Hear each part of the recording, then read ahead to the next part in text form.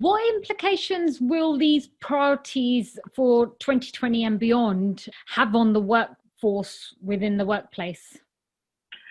Well, that's a very interesting one, because I think that my web science that I've pioneered as part of the company, and what I was awarded my honorary doctorate for, has actually looked at the generational angle on this, which is something that's not really had a lot of dialogue. So I really appreciate you bringing that up. We've got 40% of Generation Z who are between the ages of 27 and 17. So they may be just making their way into some form of management within your organizations. They are influencing 40% of the economic spend across the world. They are a hugely important cohort that largely are being ignored. And that's the evidence base that I brought to the G20 to redo the digital economy plans. But then also there is this cohort that's going to follow them. They're 16 to 6 today, Gen Alpha. Where you've had problems having millennials in your companies, Generation Z are another breed altogether, but Gen Alpha have completely new expectations. Now, why does this matter to any of you? You know, 27 to 6, why do I care? Because they're your future workforce. And so there are many conversations I have in boardrooms across the world about, I'm having problem attracting people, I'm having problems retaining them. And this pandemic has put that under huge amount of pressure, because people have made a choice that is a different choice than just the organizational choice. They've worked from home, they've had a completely different lifestyle. They're not keen to go back. If that's a problem to you now, Generation Z, as they move up the ranks, they will insist on that, or they will leave. We call them our web entrepreneurs, because largely they're taking an entrepreneurial view. And I do a lot of work in organizations about the intrapreneur and how you enable that young cohort. And quite frankly, that is one of the major changes for the workforce, unlocking the intrapreneur. So you have more of a meritocracy than a hierarchy to a future workforce. And in order to challenge the evidence base at the G20, I had 2 million of those young people across the world directly answer questions on that. And that's something that I'm sharing with boardrooms when I go in, to show them what that future workforce looks like. Get that configured now, because by 2025, those are the people you're going to need to make that competitive leap. So it's not just about cyber, it's much wider. What should investors be asking? I work with Series C and D funders, so they're usually 100 million acquisition and upwards. And they've changed the nature of their due diligence over this pandemic, because the fragility that I've talked about has shown some of the gaps and the issues with the investing they've done. So I've put together just recently with a group of Series B investors an 11 billion sterling fund to change the nature of that. And I was having conversations with some Series A funders about the work I'd done. And they were saying, well, that doesn't impact us now. And I said, it doesn't impact you now, but the pace of changes within 12 months, this is the landscape you're looking at. And so I actually think that this pandemic, one of the cohorts of people it has really informed is investors. Whether you're talking sovereign wealth or whether you're talking angel funding, they've understood the fragility of the proposition. And like I say, this is about a business model change, not a commercial model change. And so the investing is actually the money is making its way there.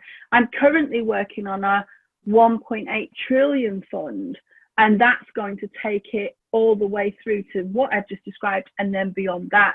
So I think the nature of the investments, particularly on a merger and acquisitions basis, I'm often brought in order to do the valuations around these risks, around the company data, and around that due diligence.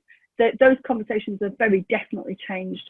Almost immediately, I would say I was having different conversations by about May of this year, within about 4 or 5 weeks of the pandemic being declared. So I was surprised at that pace of change, but that's followed through into changes to the due diligence model that VCs are using, sovereign wealth are using. I have a question around the consumer. All right. We've spoken a lot about their businesses. I can give some really good examples of this, and I'm sure you've got some clear examples where you've had a call from apparently HMRC who were going to give me a refund. I had another one which was telling me that if I didn't press one, there'd be a warrant for my arrest. So I had to call up my legal team to find out, okay, what am I being arrested for? And I can give other scenarios where other well-known brand names, financial institutions that me and you probably know, and I get emails with attachments and remittance and all sorts. How do I, as the consumer, safeguard my data, and what can I do to not be a target? Well, it's an interesting one, this, because this is the gap as far as I'm concerned. So I've actually set off a new initiative entirely that I call Cyber Safe Entrepreneurs. That doesn't mean to say you need to be an entrepreneur to do it, but you actually have a different mindset to looking at exactly what you're describing. So I have a cohort of 27,000 of these. They're C-suite largely, but they're working across the sectors. And we have been on this journey for 2 years, and it literally is a completely new approach. It's amazing how when we see something in an organizational environment where we may have policies and what have you, we do one thing, and then as an individual, we just drop all that, and it's not part of our awareness. And in a hostile territory where we may have a hostile nation that we're dealing with, let's say, in those situations, what anybody does when they go into those situations, they're given what they call sit-aware training, situational awareness training. And so I've actually decided, and I'm currently doing something that I call Cyber Safe, which is to create that situational awareness, because this is a life skill. And so it's a value to the company. So companies are buying this offering too, but it's also a value to individuals, because actually we need to have that mindset, that situational awareness mindset every day, whatever we're doing, because now we're all online. That's where the criminals live. So we have to, it's not what we do at home, because of course we're working from home. It's not what we do out there. It's what we always do.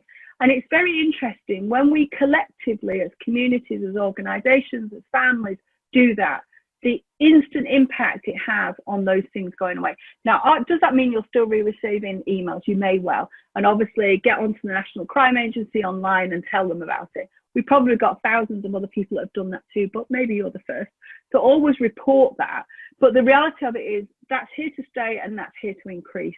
So we have to have that situational awareness of it's online. Therefore, at the other end of that, the other end point, we cannot, we cannot assume that what we see is what we see. But there's key things that we have to mitigate as a risk that we as an individual carry with us throughout our whole life. And I think that awareness is something that, I've decided to work on and put an offering together on, because I've realized that the work I go, the question you've just asked seems to be a different thing. And I think that's because we're looking at managing the threat and not the risk. And that risk is all of our lives, every day, wherever we are. And actually, we can mitigate most of those risks, but that awareness is not something people know. To give you an example, during lockdown, I've been safeguarding our children from the criminals that have preyed on our children being online. And the mums I've worked with to safeguard those children, we've put together a top 6 tips, and I'm everywhere in mums groups and in networks and what have you, reaching out to mums, passing that on to them, not in the public domain, not in any way the criminals can know how that we've dealt with it, but actually so that they get the best advice about what helps us protect our children, protect our businesses, protect our communities. But I've been doing all that for free, because I think that's what I should do. That's my give back. I think it's